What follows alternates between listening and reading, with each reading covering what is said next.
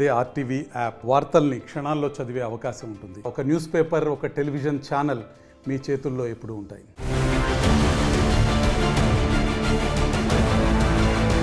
ప్రభుత్వ భూములు, నాలాలు, చెరువులు ఏవైతే ఉన్నాయో వాటిని ఆక్రమించి ఎవరైనా ఆక్రమణదారులు ఎవరైతే ఉంటారో వారి మీద ఉక్కుపాదం మోపింది హైడ్రా. అయితే 5 నెలలుగా ఇది సాగుతున్నప్పటికీ కొన్ని నెలలుగా అయితే విరామం తీసుకున్న హైడ్రా ఇప్పుడు మళ్ళీ ఊపందుకుందని చెప్పాలి. ఎక్కడైతే కాజాగూడలో ఇక్కడ చూసుకుంటే నానక్రామ్గూడ ప్రధాన రహదారి ఇరువైపులా ఉన్న భగీరథమ్మ చెరువు ఏదైతే ఉందో దాన్ని ఆక్రమించి ఎవరైతే కొంతమంది గుడిసెలు వేసుకొని ఉన్నారు. ఇటు చూడొచ్చు, చాలామంది ఇక్కడ దాదాపుగా 10 ఇళ్లకి పైగా అయితే గుడిసెలు వేసుకొని నివసిస్తున్న వాళ్ళు ఉన్నారు. అయితే 24 గంటలు కూడా వాళ్ళకి గడువు ఇవ్వకుండా ఒక్కసారిగా కూల్చివేతలు చేసిందంటూ కూడా ఇక్కడ ఉన్న వాళ్ళందరూ కూడా ఆరోపిస్తున్నారని చెప్పొచ్చు. ఒకవైపు నుంచి చూసుకుంటే ఏదైతే ఇప్పుడు చెరువు ఉందో ఆ చెరువుని ఆక్రమించి దాదాపుగా కొంతమంది ఇక్కడ నివాసం ఉంటున్నారు, అదేవిధంగా కొంతమంది చిన్న చిన్న వ్యాపారాలు పెట్టుకుంటున్నారు అంటూ కూడా హైడ్రా కమిషనర్ రంగనాథ్కి ఫిర్యాదు అందటంతో వెంటనే రంగంలోకి దిగారు రంగనాథ్. ఒకవైపు నుంచి చూసుకోవచ్చు, ఇక్కడ చిన్న చిన్న వ్యాపారాలు కూడా చేసుకుంటున్నారు. ఆ ఇక్కడ నుంచి దాదాపుగా అంటే ఏదైతే భగీరథమ్మ చెరువు ఉందో ఆ చెరువుని ఆక్రమించి అంటే దాదాపు 9 ఎకరాల 7 గుంటలు ఆక్రమించారు అంటూ కూడా హైడ్రా కమిషనర్ రంగనాథ్కి అయితే ఫిర్యాదు అందటం జరిగింది. అందిన నేపథ్యంలోనే దీని మీద మరి ఎలాంటి ఫిర్యాదు అందింది ఏంటనే విషయాలు కూడా మనం ఇప్పుడు తెలుసుకోవడం జరిగింది. అంటే దీనికి మరి చూసారా నిజంగానే ఇది 9 గుంటల 7 ఎకరాలు ఉందా లేదా అని మరి కనుక్కున్నారా, సర్వే చేశారా అనే నేపథ్యంలో కూడా ఇప్పుడు ప్రస్తుతానికి కోర్టులో అయితే విచారణ జరుగుతుందని చెప్పాలి. ఒకవైపు నుంచి చూసుకుంటే ఫిర్యాదు అందిన తరువాత 24 గంటలు కూడా నోటీస్ ఇచ్చిన తరువాత టైం కూడా ఇవ్వకుండా ఒక్కసారిగా మా ఇళ్ళన్నీ కూల్చేశారంటూ కూడా ఇక్కడ ఉన్న వాళ్ళందరూ వాపోతున్న పరిస్థితి ఒకసారి చూసుకోవచ్చు. ఇక్కడ నుంచి దాదాపు ఏదైతే షెడ్ కనిపిస్తుందో అంటే కొంచెం గోడలాగా కనిపిస్తుంది అక్కడి నుంచి ఆ చెట్టు దగ్గర నుంచి దాదాపుగా ఆ చివరి వరకు కూడా చూసుకుంటే మొత్తం కూడా కూల్చివేతలు చేయడం జరిగింది. దాదాపుగా 10 ఇళ్ళకి పైగా, అలాగే కొంతమంది వ్యాపారాలు కూడా చేసుకుంటున్నారు. ఇక్కడ చూడొచ్చు మొత్తం కూడా ఇక్కడ నుంచి చూసుకుంటే ఎవరైతే నివసిస్తున్నారో వాళ్ళ ఇల్లు కానీ ఇవన్నీ కూడా ఏ విధంగా అయ్యాయి అనేది కూడా మనకి చాలా క్లియర్గా తెలుస్తున్న పరిస్థితి. అందులో వీళ్ళు ఎవరైతే ఇక్కడ నివసిస్తున్నారో వీళ్ళు 10 ఏళ్ళగా ఇక్కడ నివసిస్తున్నారు అంటూ కూడా వీళ్ళు వాపోయినప్పటికీ కూడా అంటే కూలి పనులు చేసుకోవడానికి ఇక్కడికి ఎక్కడెక్కడి నుంచి ఇక్కడికి రావడం జరిగింది. అలాంటిది కూలి పనులు చేసుకుంటున్న మా మీద ఇలా తిరుగుబాటు చేయడం ఎంతవరకు సమయం అంటూ కూడా ఇక్కడ ఉన్న వాళ్ళందరూ కూడా వాపోతున్న పరిస్థితి. కొంచెం సమయం కూడా ఇవ్వలేదు మా సామాన్లు అంటే గతంలో ఏదైతే రిపీట్ జరిగిందో ఒకవైపు నుంచి చూసుకుంటే గతంలో ఏదైతే రిపీట్ జరిగిందో అదే ఇప్పుడు మళ్ళీ చూస్తున్నామంటూ కూడా ఒకవైపు నుంచి చెప్పడం జరుగుతుంది. ఇప్పుడు చూస్తున్నాం ప్రస్తుతానికి ఇక్కడ ఏ విధమైన పరిస్థితి ఉందనేది కూడా ఒకవైపు అటు ఇటు మొత్తం కూడా అంటే ఇళ్ళకి సంబంధించిన ఓనర్స్ అంటే ఇంట్లో ఎవరైతే నివసిస్తున్నారో వాళ్ళకి ఇప్పుడు దిక్కు దోచని పరిస్థితి అని చెప్పొచ్చు ఒకవైపు నుంచి. ఎందుకంటే ఇటు చూడొచ్చు సామాన్లు అన్నీ కూడా ఏ విధంగా ఉన్నాయి అనేది, బట్టలు, గ్యాస్, అటు చూడొచ్చు స్టవ్తో సహా అంటే ఇంట్లో వండుకునే స్టవ్ ఆ పైన కూడా చూడొచ్చు మనం. ఒకవైపు నుంచి చూస్తే ఆ స్టవ్ మీద వాళ్ళు వండుకునే పదార్థాలు కూడా ఈ విధంగానే ఉన్నాయంటే మరి ఇంత దారుణంగా ఎందుకు? సమయం కూడా ఇటు చూడొచ్చు అన్నం గిన్నెతో సహా మొత్తం కూడా ఒక్కసారిగా కింద పెట్టేసిన పరిస్థితి అని చెప్పొచ్చు. అంటే ఇప్పుడు రోడ్డు మీద పడ్డట్టే వీళ్ళు ఏకంగా చూడొచ్చు బొంతలు, దుప్పట్లు ఇవన్నీ కూడా అంటే చిన్న చిన్న పిల్లలు, ఈ బ్యాగులు చూస్తే మనకు అర్థమవుతుంది ఇక్కడ చిన్న చిన్న పిల్లలు ఉన్నట్టుగా కూడా మనకి తెలుస్తుంది. మరి ఎందుకని ఇంత సమయం కూడా ఇవ్వకుండా ఈ విధంగా చేశారనే విషయాలు కూడా తెలియాల్సి ఉన్నాయి. ప్రస్తుతానికి ఏవైతే కూల్చివేతలు చేపట్టారో దీని మీద ఇప్పుడు ప్రస్తుతానికి కోర్టులో విచారణ జరుగుతున్నప్పటికీ కూడా దీన్ని ఆపేయాలంటూ కూడా కోర్టు నుంచి నోటీస్ రావడంతో ఆపేయడం జరిగింది. ప్రస్తుతానికి అయితే ఇక్కడ కొంతమంది మనతో ఉన్నారు, వారితో మాట్లాడి అసలు ఏం జరిగింది, ముందుగానే ఏమైనా నోటీస్ ఇచ్చారా లేదా అనే విషయాలు కూడా ఒకసారి అడిగి తెలుసుకునే ప్రయత్నం అయితే చేద్దాం. నమస్తే అండి, మీకు నోటీస్ ఏమైనా ఇచ్చారా? నిన్న అమ్మా 4 గంటలకు ఇచ్చిరమ్మా. ఏమని ఇచ్చారు, ఏమని చెప్పారు? ఏమంటే 24 గంటల మీరు రూమ్ కాల్ చేయమని చెప్పారు. మన షాపులు ఉండే కదా 2-3, దాన్ని బట్టి చెప్తే సరేలే సార్ అని ఒప్పున నోటీస్ ఇచ్చినాము. మళ్ళీ పొద్దున్నే 9 గంటలకు వచ్చేసి నిన్న నోటీస్ చేసిరు, 9 గంటలకు వచ్చేసి మీరు కాల్ చేసేసారు. అంటే ఏం షాపులు అండి మీవి? ఎన్నేళ్ళ నుంచి ఉన్నారు ఇక్కడ?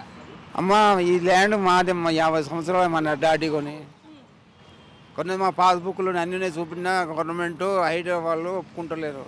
ఏంటంటే ఇక్కడ పక్కన చెరువు ఉంది కదా, ఆ చెరువుని బట్టి ఏంటంటే చెరువు మొత్తం మీద కబ్జా పెట్టుకున్నామని జనాలకు చెప్తున్నారు. అది ఎవరైనా ఫిర్యాదు ఇచ్చారా లేకపోతే ఏంటి? ఎవరో ఇచ్చిరమ్మా, మాకు ఇంకా ఇన్ఫో పర్మిషన్ రాలేదు, అత్తే రాలేదు. ఇంకా కిరాణా షాప్ అమ్మా, పప్పులు, బియ్యము, నూనె ఇవి అమ్ముకుంటున్నాము అంతే, అంతవరకే. ఇప్పుడు అంటే ఎంతవరకు సామాన్ ఉంది అందులో? అందులో ఎంత ఉందో ఇంకా వాళ్ళు వెళ్ళిపోయారమ్మా భయపడి, కానీ ఇంకా ఉంది సామాను, కొంత లేదని 1,00,00,000 సామాను ఉండిపోతుంది. అంతే గులగొట్టి మాది ఉన్నాయమ్మా అన్ని పాస్బుక్లు పట్టాలు. మా డాడీ వేరు పోసేయ, ఆ పక్కన గేదెలను కూడా తీసేసి బయట పడేసారు, అది కూడా గులగొట్టిరు. మేనమామ అంజయ్య, ఇది మాకు ఇప్పుడు 50 సంవత్సరాలు. మా డాడీ వాళ్ళు కూల్చివేతలకి వచ్చినప్పుడు మీరు అడిగారా మాకు కొంచెం సమయం ఇవ్వండి, మేము ఇవన్నీ కూడా అడిగినా మాకు అవన్నీ సంబంధం లేదు, నిన్న నీకు నోటీస్ ఇచ్చినా అంతవరకే, నాకు సంబంధం లేదు, కూలగొడతా నువ్వు ఎక్కడ పో నా జాగా, ఎందుకంటే అంతవరకే రాదు, మాకు సంబంధం లేదని మాకు ఎంత చెప్పినా కూలగొట్టిపోయిరమ్మా. ఇప్పుడు దాదాపుగా చూసుకుంటే వీళ్ళందరూ కూడా ఎక్కడెక్కడ నుంచో వచ్చి ఇక్కడ నివసిస్తున్నట్టుగా తెలుస్తుంది. మరి వీళ్ళ అంటే వాళ్ళకి తెలుగు రాదు, వాళ్ళ గురించి మీరు చెప్పండి. వాళ్ళు ఎన్నేళ్ళుగా ఉంటున్నారు ఇక్కడ? ఎన్నేళ్ళంటే ఇప్పుడు ఆల్రెడీ వచ్చేసి అమ్మ ఇక్కడ 2 సంవత్సరాలు అయిపోయింది అంత. दीदी किधर से आया आप? हम लोग वेस्ट बंगाल से। वेस्ट बंगाल से। हाँ। क्या होगा दीदी? यहाँ आया काम करने का, हॉस्पिटल का काम करने आया तो तोड़ फोड़ के रख दिया। हम लोग को जगह नहीं है, खाने का या नहीं है, चावल नहीं है, कुछ नहीं है, कहाँ रहेंगे, कहाँ सोएंगे पता नहीं है, इसलिए। సో చూడొచ్చు ఎక్కడ ఉండాలి, ఏం చేయాలంట ఏంటో తెలియని పరిస్థితి అంటూ కూడా ఇప్పుడు వీళ్ళు చెప్పడం జరిగింది. ఒకవైపు నుంచి చూస్తే చూడొచ్చు రోడ్డు మీదనే భోజనం చేస్తున్న పరిస్థితి, ఒకవైపు నుంచి చిన్న చిన్న పిల్లలు ఉన్నప్పటికీ కూడా ఈ విధమైన పరిస్థితి వచ్చింది. ఇప్పుడు మేము ఎక్కడ ఉండాలి ఏంటో అంటూ కూడా ఒక విధంగా మొరపెట్టుకుంటున్న పరిస్థితి అని చెప్పొచ్చు. ఇప్పుడు ప్రస్తుతానికి ఏవైతే వాళ్ళు నివసిస్తున్న ఇల్లు ఉన్నాయో అవన్నీ కూడా కూలిపోవడంతో ఒక్కసారిగా వీళ్ళందరూ కూడా అంటే దాదాపు ఇక్కడ 10 కుటుంబాలకి పైగా ఉండేవి. అటువైపు చూస్తుంటే మనకి చాలా క్లియర్గా అర్థమవుతుంది. ఈ షెడ్లన్నీ చూస్తుంటే ఎలాంటి పరిస్థితి నెలకొనింది అనేది. ఒకవైపు నుంచి కిరాణా షాప్ దగ్గర నుంచి ఫాస్ట్ ఫుడ్ సెంటర్ వరకు కూడా ఇక్కడ చూడొచ్చు. ఆయన ఇందాక చెప్పడం జరిగింది ఫాస్ట్ ఫుడ్ సెంటర్ ఉంది మాకు ఇక్కడ అంటూ కూడా. ఇక్కడ చూసుకుంటే దానికి సంబంధించి ఫాస్ట్ ఫుడ్ సెంటర్ ఆ చివరిలో ఒకటి ఉంది, అలాగే ఇక్కడ కిరాణా షాప్ కూడా ఒకటి ఉంది. దానికి సంబంధించి ఇక్కడ చూడొచ్చు వెంటనే కూర్చివేతలు జరుగుతూ ఉంటే ఒకవైపు నుంచి ఏవైతే లేస్ ప్యాకెట్లు అందులో ఏమేమో అయితే అమ్ముతూ ఉంటారో వాటిని మొత్తం కూడా ఒక్కసారి అక్కడ చూడొచ్చు. లిమ్కా బాటిల్స్ కానీ లేకపోతే ఇక్కడ సబ్బులు, బిస్కెట్ ప్యాకెట్లు సహా మనకు మొత్తం అన్నీ కనిపిస్తున్న పరిస్థితి. ఒక్కసారిగా కందిపప్పు, మినపప్పు కూడా కనిపిస్తూ ఉన్నాయి. ఇంత అంటే కొంచెం సమయం కూడా ఇవ్వలేదు. నేను రాత్రి 4 గంటల సమయంలో మా దగ్గరకు వచ్చి ఇదంతా కూడా చెరువుని కబ్జా చేసి మీరు ఇలా నివసిస్తున్నారు కాబట్టి వెంటనే మీరు ఖాళీ చేయాలి, 24 గంటల్లో ఖాళీ చేయాలి అంటూ కూడా వాళ్ళు చెప్పినప్పటికీ కూడా పొద్దున్న అయ్యేసరికి 9 గంటలకి వాళ్ళు రావడం జరిగింది. జరిగిన తర్వాత మాకు అసలు సమయం కూడా ఇవ్వలేదు. మొర పెట్టుకుంటున్నా కూడా వాళ్ళు అసలు వినని పరిస్థితి అంటూ కూడా వీళ్ళు చెప్పడం జరిగింది. ఒక్కసారి మనం ఆ చివరికి వెళ్ళి కూడా అక్కడ ఎలాంటి పరిస్థితి ఉంది నెలకొనింది అనేది కూడా ఒకసారి చూసి తెలుసుకునే ప్రయత్నం అయితే చేద్దాం. ముందుగా ఏదైతే ఆ చివరి నుంచి ఈ చివరి వరకు కనుక చూసుకుంటే ఒక్కసారిగా ఇందాక చెప్పినట్టుగా కిరాణా షాప్ ఏదైతే ఉందో అది కూడా ఒకసారి లోపలికి వెళ్ళి చూద్దాం. ఇక్కడ చూడొచ్చు మొత్తం కూడా షెడ్లు ఏవైతే ఉన్నాయో వాటికి సంబంధించి మొత్తం ధ్వంసం చేసిన పరిస్థితి. దాదాపుగా అందులో 1,00,000కి పైగా అయితే సామాన్లు ఉన్నాయంటూ కూడా ఆయన చెప్పడం జరుగుతుంది. ఒకవైపు ఇక్కడ కూడా చూడొచ్చు, ఇంకోవైపు చూసుకుంటే అటువైపు స్క్రాప్కి సంబంధించిన ఒక షాప్ కూడా ఉంది, దాన్ని కూడా ధ్వంసం చేయడం జరిగింది. మరోవైపు నుంచి వస్తున్న ప్రశ్నలు ఏంటంటే ఏదైతే చెరువు ఉందో అది అక్కడికి అంటే అక్కడి నుంచి ఇక్కడికి చాలా కొన్ని అంటే 2-3 కిలోమీటర్లు దూరం ఉన్నప్పటికీ కూడా మరి ఎందుకని వీళ్ళు ఈ చెరువుని కబ్జా చేశామంటూ కూడా మా మీద ఇలా తప్పుడు ఆరోపణలు పెట్టి మా బతుకు మీద ఎందుకు కొడుతున్నారు అంటూ కూడా ఒకవైపు నుంచి వాళ్ళు ఆవేదన వ్యక్తం చేస్తున్నారు. ఇందాక మాట్లాడిన అతని వర్షం కూడా మనం వినడం జరిగింది. 50 ఏళ్ళ క్రిందటే మేము ఈ ల్యాండ్ని కొనుక్కున్నాము, చూసుకుంటే ఈ ల్యాండ్ పట్టాలు కానీ అన్నీ మా దగ్గర ఉన్నాయి, కానీ వీళ్ళు మాత్రం మా మీద ఎవరో ఫిర్యాదు చేశారు, ఫిర్యాదు చేసి ఇలా మా ల్యాండ్లోకి వచ్చి ఈ విధంగా చేస్తున్నారంటే చెప్పినప్పటికీ కూడా ఒకవైపు నుంచి చూస్తే అసలు వినని పరిస్థితి. హైడ్రా అధికారులు కూడా ఏ మాత్రం కూడా వినకుండా కూల్చివేతలు మొదలు పెట్టారంటూ కూడా ఆయన ఎంతగానో వాపోతున్నారు. దాదాపుగా 1,00,000 నుంచి 1,50,000 వరకు కూడా అందులో సామాన్లు ఉన్నాయి, అవన్నీ కూడా ఇప్పుడు మేము నష్టపోయినట్టే అంటూ కూడా చెప్పడం జరుగుతుంది. ఒకవైపు నుంచి చూసుకుంటే ఇక్కడే కాకుండా ఆ ముందుకు కూడా చివరి కూడా చూసుకుంటే ఫాస్ట్ ఫుడ్ సెంటర్లు కూడా ఉన్నాయి. ఒకసారి అక్కడికి కూడా వెళ్ళి చూసే ప్రయత్నం చేద్దాం. ఒకవైపు నుంచి అంటే మెయిన్ రోడ్డు ఇటు చూడొచ్చు, ఇటువైపు చూస్తే మెయిన్ రోడ్ మొత్తం ఉంటుంది, ఇటువైపు చూస్తే ఏదైతే చెరువు ఉందో ఆ చెరువు కాచిగూడ చెరువు మొత్తం ఏదైతే ఉందో అది అక్కడి నుంచి ఇక్కడికి మొత్తం చూడొచ్చు ఎలాంటి పరిస్థితి ఉందనేది. మనం గతంలో కూడా చూసాం, ఏదైతే చెరువుల పక్కన ఎవరైతే నివసిస్తున్నారో కొంతమంది అంటే పొట్టెగూడి కోసం ఎక్కడెక్కడి నుంచో వివిధ ప్రాంతాల నుంచి ఇక్కడికి వచ్చి బతుకు తెరువు కోసం ఇక్కడికి వస్తూ ఉంటారు. వాళ్ళు ఇక్కడ చిన్న చిన్న వ్యాపారాలు, కూలి పనులు చేసుకొని బతుకుతూ ఉంటారు.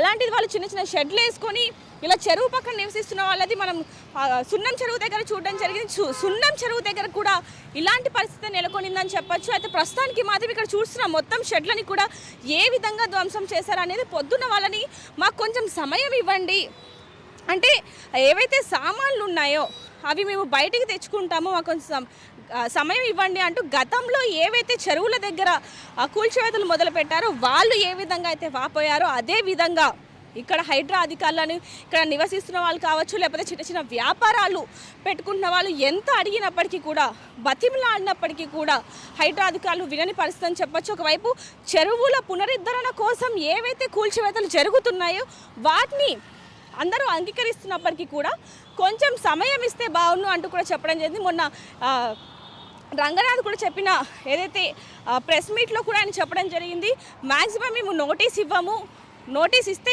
ఖచ్చితంగా ఇస్తాము, కానీ కేవలం 24 గంటలు మాత్రమే ఇస్తాము అని చెప్పడం జరిగింది. కొద్ది నెలలుగా అంటే 2-3 నెలలుగా కూల్చివేతలు లేనప్పటికీ మళ్ళీ కూల్చివేతలు అయితే మొదలయ్యాయనేది చాలా క్లియర్గా తెలుస్తున్న పరిస్థితి చూస్తున్నా. మొత్తం కూడా ఇక్కడి వరకు కూడా మొత్తం షెడ్లు ఏవైతే ఉన్నాయో వాటిని మొత్తం కూడా ధ్వంసం చేయడం జరిగింది. మరోవైపు నుంచి చూస్తే ఇక్కడ చూడొచ్చు ఇంకోటి, ఇందాక ఏదైతే నేను ఫాస్ట్ ఫుడ్ సెంటర్ అని చెప్పానో, ఒక మహిళ ఫాస్ట్ ఫుడ్ సెంటర్ నడుపుతూ ఉంది. తనని కూడా అసలు ఎవరు తను చెప్తున్నా కూడా వినకుండా కూల్చివేతలు మొదలు పెట్టడం జరిగింది. అదే ఇక్కడ కొంతమంది ఫ్యామిలీ నివసిస్తున్నారు, కుటుంబ సభ్యులు, అలాగే ఇందాక మనం ఎక్కడైతే మాట్లాడామో అక్కడ కూడా కొంతమంది ఉన్నారు. అయితే ఇప్పుడు ప్రస్తుతానికి ఇక్కడ ఏదైతే ఫాస్ట్ ఫుడ్ సెంటర్కి సంబంధించి ఆవిడ మనతో ఉన్నారో ఒకసారి ఆమెతో మాట్లాడి అసలు ఏం జరిగింది, ఆమెకి మరి అక్కడ కిరాణా షాప్ అతనికి ఇచ్చినట్టుగానే మరి ఇక్కడ కూడా వాళ్ళకి నోటీస్ ఇచ్చారా లేదా అనే విషయాలు కూడా ఒకసారి తెలుసుకుందాం. అమ్మ, మీకు నోటీస్ ఇచ్చారా?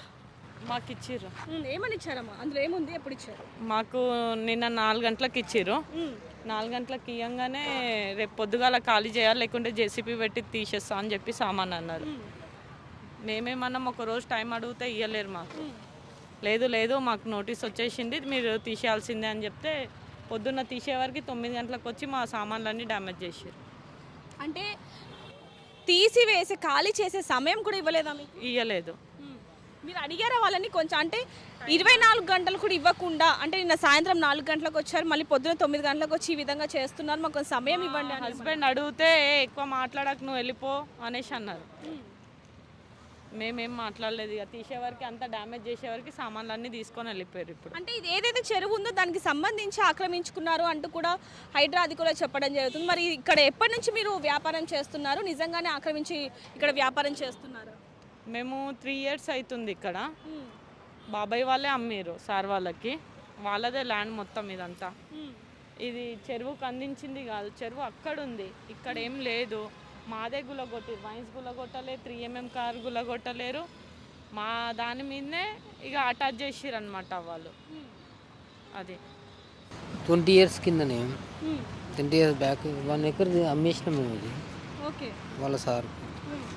మరి ఇప్పుడు ఈ విధంగా కూల్చివేతలు జరుగుతున్నాయి, మరి 20 ఇయర్స్ బ్యాక్ అంటే ఇది మీరే కొన్నాము అని చెప్తున్నారు, మరి అప్పుడు ఏ విధంగా ఉండేది? మాదే, మేమే కొన్నాము. మా దగ్గర పట్ట పాస్బుక్లు ఉన్నాయి, ఎఫ్టీఎల్ బఫర్ జోన్ అలాంటివి ఏమీ లేవు.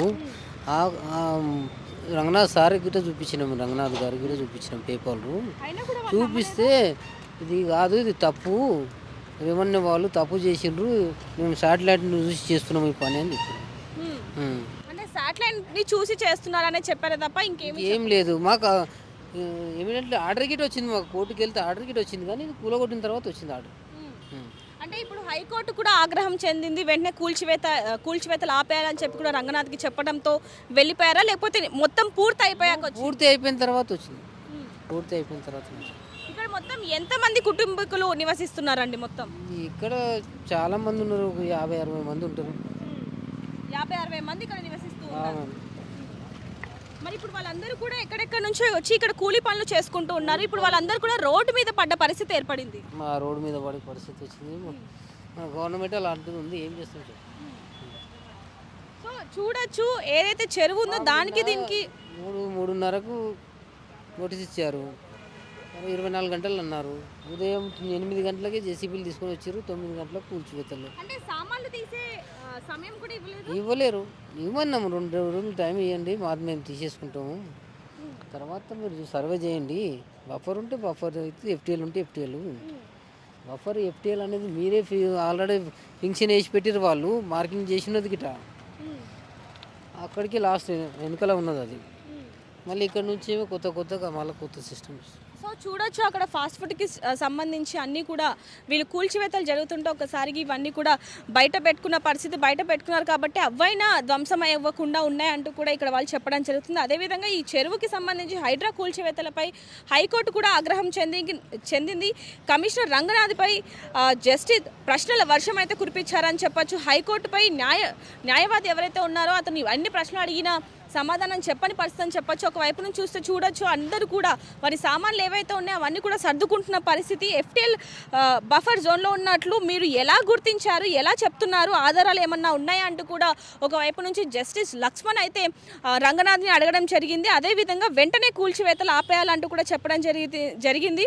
ఒకవైపు నుంచి చూసుకుంటే ఇలాంటి పునరావృతం అయితే ఖచ్చితంగా సీరియస్ వార్నింగ్ ఉంటుందంటూ కూడా జస్టిస్ లక్ష్మణ్ అయితే హైడ్రా కమిషనర్ రంగనాథ్కి అయితే వార్నింగ్ అయితే ఇవ్వడం జరిగింది. ఒకవైపు నుంచి ప్రశ్నల వర్షం అయితే కురిపిస్తున్నారని చెప్పొచ్చు. మరి దీనికి సంబంధించి రంగనాథ్ ఎలాంటి సమాధానాలు ఇస్తారనే విషయాలు కూడా తెలియాల్సి ఉన్నాయి. ప్రస్తుతానికైతే కూల్చివేతలకి సంబంధించి మావి మాత్రమే కూల్చారు, ఆ పక్కన వైన్ షాప్ కానీ అవన్నీ కూడా ఉన్నాయి, మరి వాటిని ఎందుకు కూల్చలేదు అంటూ కూడా వీళ్ళు ప్రశ్నిస్తున్నప్పటికీ ఎవరు కూడా సమాధానం చెప్పట్లేదు అంటూ కూడా ఇక్కడ వాళ్ళైతే ఆవేదన వ్యక్తం చేస్తున్నారని చెప్పొచ్చు. ఏదైనప్పటికీ ఇక్కడ దాదాపుగా 60 కుటుంబాలు అయితే రోడ్డు మీద పడ్డాయంటూ కూడా వీళ్ళు ఆవేదన వ్యక్తం చేస్తున్నారు. వెస్ట్ బెంగాల్ నుంచి వచ్చి ఇక్కడ బతుకు తెరువు కోసం ఇక్కడ పని చేసుకుంటూ ఉన్నారు. ఏదైనప్పటికీ చెరువుని ఆక్రమించి ఇక్కడ ఇల్లు కట్టుకొని నివసిస్తున్నారు అంటూ కూడా హైడ్రా కమిషనర్ రంగనాథ్కి ఫిర్యాదు అందడంతో వాళ్ళు కూల్చివేతలు మొదలుపెట్టారంటూ కూడా వార్తలు వస్తున్నాయి. అయితే మొత్తానికైతే విరామం తీసుకున్న హైడ్రా మళ్ళీ దూకుడు పెంచిందనే వార్తలు కూడా వస్తున్నాయి. మరి తర్వాత ఎక్కడ కూల్చివేతలు చేయబోతుందనే ఆలోచన మాత్రం ప్రతి ఒక్కరిలో భయం అయితే ఉందని చెప్పాలి. మరిన్ని వివరాల కోసం చూస్తూనే ఉండండి RTV. కెమెరామ్యాన్ వేణుతో రిపోర్టర్ దేవిక, హైదరాబాద్.